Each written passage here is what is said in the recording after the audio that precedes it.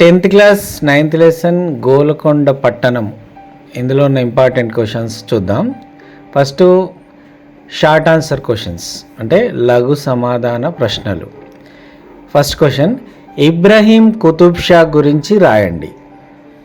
Answer, Ibrahim Qutub Shah విద్యాప్రియుడు. ఇతనికి కులమత భేదాలు లేవు. ఇతని ఆస్థానంలో కవులు పండితులను పోషించేవారు. ఇతని ఆస్థానంలో నిరంతరం విద్యాగోష్ఠి సాగేది. పండితులను ఘనంగా సన్మానించేవాడు. తెలుగు భాషపైన అభిమానం కలవాడు. జంతు రక్షణకు ప్రాధాన్యం ఇచ్చేవాడు. ద్రాక్ష తోటల పెంపకాన్ని ప్రోత్సహించేవాడు. ప్రజల ఆరోగ్య రక్షణకు ప్రాధాన్యం ఇచ్చేవాడు. ఇక సెకండ్ క్వశ్చన్ చూస్తే, సెకండ్ క్వశ్చన్, గోలకొండ పట్టణంలో వీధులు విశాలముగా ఎందుకు ఉండేవి? దీని ఆన్సర్ ఇలా రాయండి. గోలకొండ పట్టణంలో జనసమర్థ్యం ఎక్కువ. పరిపాలకులు, అధికారులు, సామాన్య ప్రజలు తిరగడానికి వీధులు విశాలంగా ఉండేవి. గోలకొండ పట్టణంలో ఏనుగులు, ఒంటెలు, గుర్రాలు కూడా ఎక్కువగా ఉండేవి. అవి రాజవీధులలో ఎక్కువగా తిరిగేవి. ఇటువంటి పెద్ద పెద్ద జంతువులు, మానవులు తిరగాలంటే వీధులు చాలా విశాలంగా ఉండాలి కదా. అందుకే గోలకొండ పట్టణంలోని వీధులు విశాలంగా ఉండేవి. ఇక మూడో ప్రశ్న, ఆదిరాజు వీరభద్రరావు రచనలను పేర్కొనండి. దీని ఆన్సర్ ఏంటంటే, తెలంగాణ తెలుగు కవుల్లో ఆదిరాజు వీరభద్రరావు ప్రసిద్ధులు.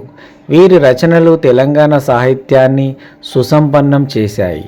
వీరి రచనల్లో మన తెలంగాణ అనే వ్యాస సంపుటి ప్రసిద్ధమైంది.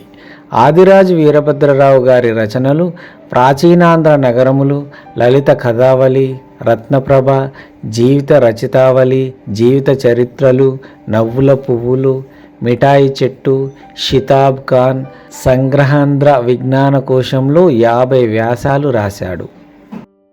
ఓకే, ఇప్పుడు ఎస్సే టైప్ క్వశ్చన్స్,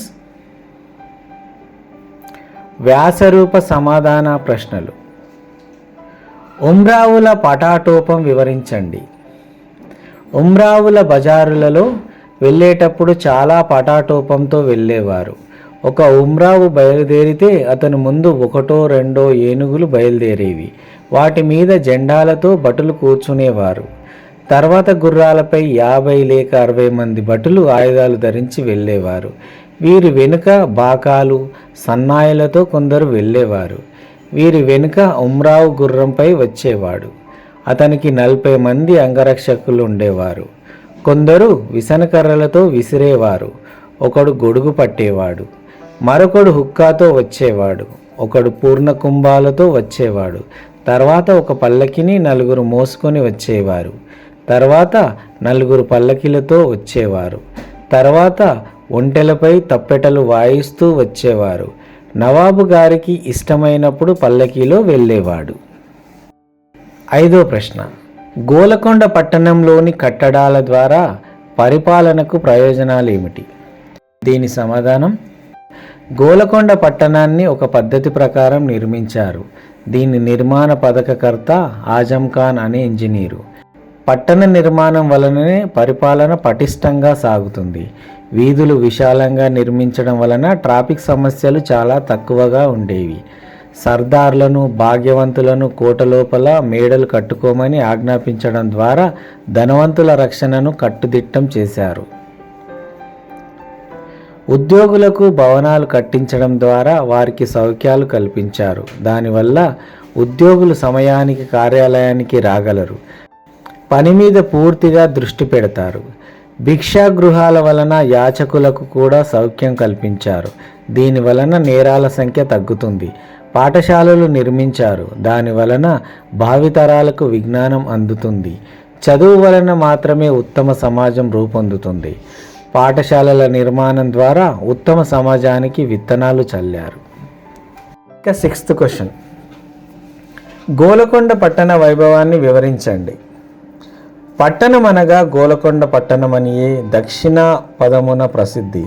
గోలకొండ దుర్గం అనగా ఒక్క కోట కాదు, 3 కోటలు. గోలకొండ పట్టణ నిర్మాణ పథకమునకు కర్త ఆజం ఖాన్ అను ఇంజనీరు అని తెలియచున్నది. ఈతడే పట్టణం యొక్క రూపురేఖలను దిద్దినవాడు.